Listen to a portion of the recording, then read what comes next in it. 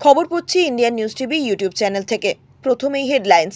ক্যানিংয়ে মিলল সন্দীপের বাংলোর সন্ধান। সবুজ রঙা ভিলায় স্থানীয়রা আসতে দেখেছেন ডাক্তারবাবুকে। বিরূপাক্ষ বিশ্বাসকে কর্মরত অবস্থায় কোনোদিন দেখিনি, অভিযোগ জুনিয়র ডাক্তারদের। থ্রেট কালচার বরদাস্ত নয়, জানিয়ে দিলেন জলপাইগুড়ি মেডিকেলের অধ্যক্ষ। প্রকাশ্য রাস্তার ধারে ফুটপাতে মহিলাকে ধর্ষণ, দাঁড়িয়ে দেখল জনতা। মধ্যপ্রদেশে ভয়াবহ কাণ্ড। পাকিস্তান থেকে ব্যাপক পরিমাণ গোলা বারুদ এবং বিস্ফোরক আমদানি করতে চলেছে ঢাকা। এবারে আসছি বিস্তারিত খবরে। তার আগে অনুরোধ করব আমাদের চ্যানেলটি সাবস্ক্রাইব করে নিত্য নতুন খবর পেতে সঙ্গে থাকুন। ক্যানিংয়ে মিলল সন্দীপের বাংলোর সন্ধান। সবুজ রঙা ভিলায় স্থানীয়রা আসতে দেখেছেন ডাক্তারবাবুকে। আরজিকরের প্রাক্তন অধ্যক্ষ সন্দীপ ঘোষের একটি বাংলোর হদিশ মিলল দক্ষিণ 24 পরগনার ক্যানিংয়ে। ক্যানিং 2 ব্লকের ঘুটিয়ারি শরীফের নারায়ণপুর মৌজায় কয়েকশো বিঘা ফাঁকা জমির মাঝে মাথা তুলে রয়েছে সবুজ রঙের দোতলা একটি বাংলো। বাংলোর ওপরে লেখা সঙ্গীতা সন্দীপ ভিলা। বাংলোটির চারিদিকে রয়েছে লম্বা পাঁচিল। স্থানীয়দের একাংশের দাবি এই বাংলোটি সন্দীপ ডাক্তারের। পরিবারের অন্য সদস্যদের সঙ্গে ডাক্তারবাবুকে এই বাংলোতে তারা আসতে দেখেছেন। তার স্ত্রীর নাম সঙ্গীতা ঘোষ। স্থানীয়দের বক্তব্য, স্ত্রী এবং নিজের নাম মিলিয়ে বাংলোটির নাম দিয়েছিলেন সন্দীপবাবু এবং বাংলো সংলগ্ন এলাকায় রয়েছে কয়েকশো বিঘা জমি। স্থানীয় সূত্রে জানা গিয়েছে একটি বেসরকারি সংস্থা কয়েকটি প্লটে বিভক্ত করে জমিগুলি বিক্রি করেছে।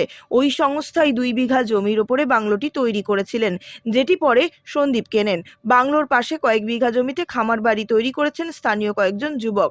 স্থানীয়দের মধ্যে এক বাসিন্দার কথায় বেশ কয়েক বছর আগে বাংলোটি তৈরি হয়। ডাক্তারবাবুকে মাঝে মধ্যে আসতে দেখেছি, শুনেছিলাম উনি কলকাতার আরজিকর হাসপাতালের অধ্যক্ষ।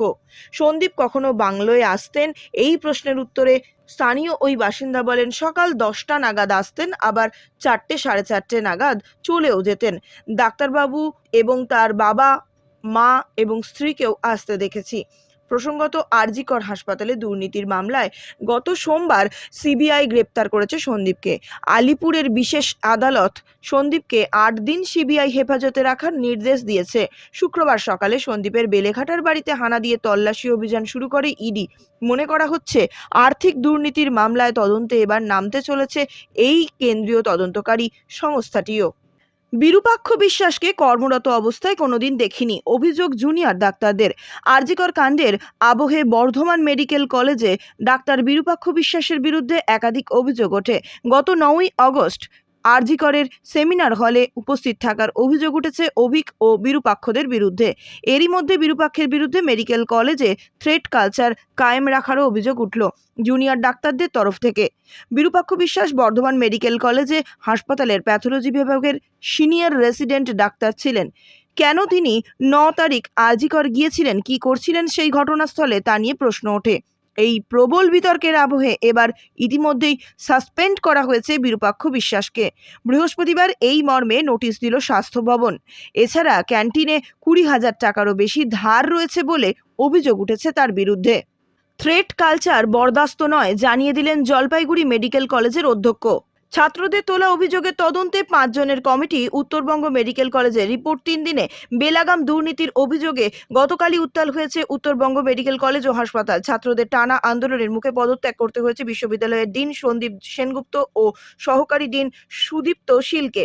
অভিযোগ উঠেছে বিশ্ববিদ্যালয়ের অধ্যক্ষ ইন্দ্রজিৎ সাহার বিরুদ্ধেও। রেসিডেন্ট ডক্টরস অ্যাসোসিয়েশনের প্রধান অভিযোগ, তৃণমূল ছাত্র পরিষদের কথায় পরীক্ষার নম্বরে কারচুপি করতেন ডিন। এমনকি পরীক্ষার হলে গণটোকাটুকিকে রীতিমতো নিয়ম করে ফেলা হয়েছিল এই মেডিকেল কলেজে। এর নেপথ্যে উঠে এসেছে তৃণমূল ছাত্র পরিষদের নেতা শাহিন সরকার ও অভিক দের নাম। যে অভিক দে বর্তমানে এসএসকেএম হাসপাতালের পিজিটি। বর্তমান মেডিকেল কলেজকে কেন্দ্র করে সে সিন্ডিকেট চালাতো বলে অভিযোগ। এমনকি আরজিকরে হত্যা ও ধর্ষণের ঘটনার পর ক্রাইম সিনেও দেখা গিয়েছে এই অভিক দেকে। পরে তৃণমূল ছাত্র পরিষদ বিবৃতি দিয়ে তাকে বহিষ্কার করে। এখানে অভিক দে উত্তরবঙ্গ লবির মাথা বলে পরিচিত। তার অঙ্গুলি হেলনে অধ্যাপকেরা অনেকেই চলতেন বলে অভিযোগ। গতকাল ছাত্র বিক্ষোভে একের পর এক অভিযোগ সামনে আসতেই অস্বস্তিতে পড়ে যান মেডিকেল কলেজের কর্তৃপক্ষ। শেষ পর্যন্ত চাপের মুখে পড়ে ডিনের পদ থেকে পদত্যাগ করেন সন্দীপ সেনগুপ্ত। পদ ছেড়ে দেন সহকারী ডিনও। এরপরই সুপার সঞ্জয় কুমার মল্লিকের নেতৃত্বে 5 সদস্যের তদন্ত কমিটি গঠন করেন অধ্যক্ষ ইন্দ্রজিৎ সাহা। কমিটিতে সুপার ছাড়া রয়েছেন প্যাথোলজি বিভাগের বিভাগীয় প্রধান বিদ্যুৎ কৃষ্ণ গোস্বামী, ফার্মাকোলজির বিভাগীয় প্রধান অনুপ নাথগুপ্ত, ইএনটির অ্যাসোসিয়েট প্রফেসর রাধেশ্যাম মাহাতো ও গাইনি বিভাগের বিভাগীয় প্রধান গৌতম মুখোপাধ্যায়। কমিটিকে ছাত্রদের তোলা অভিযোগে তদন্ত করে 3 দিনের মধ্যে রিপোর্ট দিতে বলা হয়েছে। প্রকাশ্য রাস্তার ধারে ফুটপাতে মহিলাকে ধর্ষণ, দাঁড়িয়ে দেখল জনতা। মধ্যপ্রদেশে ভয়াবহ কাণ্ড। প্রকাশ্য রাস্তার ধারে ফুটপাতে এক মহিলাকে ধর্ষণের অভিযোগ উঠেছে এক যুবকের বিরুদ্ধে। সেই সময় একদল জনতা পাশে দাঁড়িয়ে সেফ ঘটনাটি দেখে এবং ভিডিও করে তোলে। কেউ বাঁচাতে এগিয়েও আসেনি। ভয়ঙ্কর এই ঘটনাটি ঘটেছে মধ্যপ্রদেশের উজ্জয়িনীতে। মধ্যপ্রদেশের এক ভয়াবহ ঘটনা। প্রকাশ্যে রাস্তার ধারে ফুটপাতের এক মহিলাকে ধর্ষণের অভিযোগ উঠেছে এক যুবকের বিরুদ্ধে। সেই সময় একদল জনতা পাশে দাঁড়িয়ে স্রেফ ঘটনাটি দেখে এবং ভিডিও তোলে। কেউ বাঁচাতে এগিয়ে পর্যন্ত আসেনি। ভয়ঙ্কর এই ঘটনাটি ঘটেছে মধ্যপ্রদেশের উজ্জয়িনীতে। ওই মহিলা কাগজ কুড়ানির কাজ করতেন বলে জানা গিয়েছে। অভিযোগ, বিয়ের প্রতিশ্রুতি দিয়ে তাকে ফুসলিয়ে নিয়ে যান অভিযুক্ত। পরে রাস্তার ধারে প্রকাশ্যেই তাকে ধর্ষণ করা হয়। মধ্যপ্রদেশের উজ্জয়িনীর কয়লা ফটক এলাকার ঘটনা। ঘটনার সময় ওই স্থানে অনেকেই উপস্থিত ছিলেন, কিন্তু কেউ বাধা দেয়নি। উল্টে কোনো একজন ব্যক্তি সেই যৌন হেনস্থার ঘটনা রেকর্ড করে সেই ভিডিও সোশ্যাল মিডিয়ায় আপলোড করে দেন। সেই ভিডিও ভাইরাল হলে পুলিশ মহিলাকে উদ্ধার করে এবং পরীক্ষার জন্য পাঠায়। উজ্জয়িনীর পুলিশ সুপার জানায়, ঘটনায় অভিযুক্ত লোকেশকে গ্রেপ্তার করা হয়েছে এবং ওই মহিলা তাকে চিনতেন। পুলিশের দাবি, নির্যাতিতা বলেছেন তাকে বিবাহের প্রতিশ্রুতি দেয় এবং মদ খাইয়ে তাকে ধর্ষণ করে। হাসিনা বিদায়ের পর বাংলাদেশের বিভিন্ন ক্ষেত্রে ঘটছে রদবদল। এই বদল দেখা যাচ্ছে তাদের প্রতিরক্ষা কৌশলেও। পাকিস্তান থেকে ব্যাপক পরিমাণ গোলাবারুদ এবং বিস্ফোরক আমদানি করতে চলেছে ঢাকা। শেখ হাসিনার বিদায়ের পর বর্তমানে রাজনৈতিক অস্থিরতার মধ্যে দিয়ে যাচ্ছে বাংলাদেশ। এরই মধ্যে পাকিস্তান থেকে বাংলাদেশের প্রতিরক্ষা আমদানির উল্লেখযোগ্য বৃদ্ধি। উদ্বেগ বাড়াচ্ছে ভারতের। ফিনান্সিয়াল এক্সপ্রেসের প্রতিবেদন অনুযায়ী পাকিস্তানের অর্ডিন্যান্স ফ্যাক্টরিকে 40,000 রাউন্ড গুলি কেনার বরাদ দিয়েছে বাংলাদেশ। সেই সঙ্গে 2000টি ট্যাঙ্কের গোলা, 40 টন RDX বিস্ফোরক এবং 2900 রকেটেরও অর্ডার দিয়েছে। অথচ গত বছর তারা পাকিস্তান থেকে শুধুমাত্র 12,000 রাউন্ড গুলি কিনেছিল। চলতি বছরে সেপ্টেম্বর থেকে ডিসেম্বরের মধ্যে 3টি ধাপে বাংলাদেশকে এই গোলাগুলি দেবে পাকিস্তান। এই অঞ্চল দুই প্রবল পরাক্রমী শক্তি ভারত ও চীন এর মধ্যে অবস্থিত।